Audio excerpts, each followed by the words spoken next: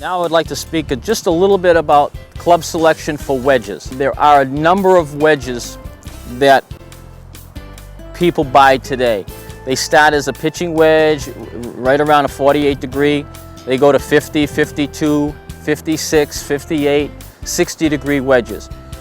Now the reason for that is some people feel more comfortable. Again, when you pick a wedge, I'm a great one for being comfortable.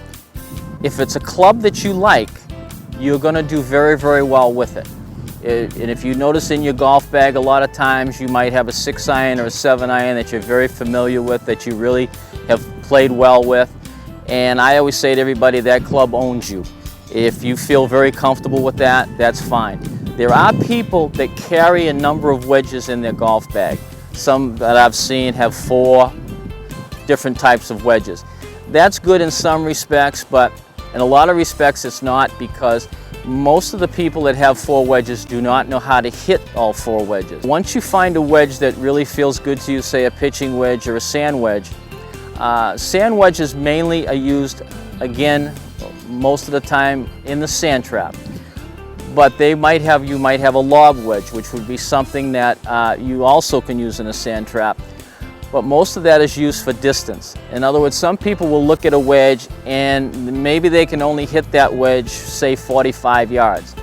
Now they take another wedge that they have, a wedge for an example, they could hit that 75 yards. Somebody else might take a lob wedge and hit it 90 yards. Everybody is a little bit different. But my thought on that is to take the wedges, hit as many practice shots as you can with them and get familiar with them, because there is a difference. If you're hitting it 45 yards to 50 yards, that is your limit. Don't try to hit it 60. If you're on the PGA Tour, for an example, or playing in a golf tournament, and your caddy happens to say to you that you're 147 yards from the hole, he does not want you to hit it 160 yards.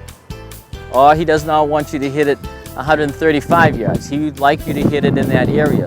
So try to know your clubs, and the club selection is a very, very, very big thing as far as golf is, especially as you start to get good at this game, because this is where the score will start to come down.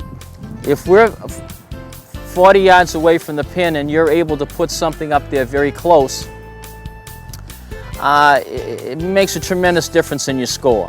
And again, you want to look and see where you want that ball to land on the green. Some golf courses and some greens, for an example, you would want to hit maybe a lob wedge. The reason for that is because the greens are very, very fast.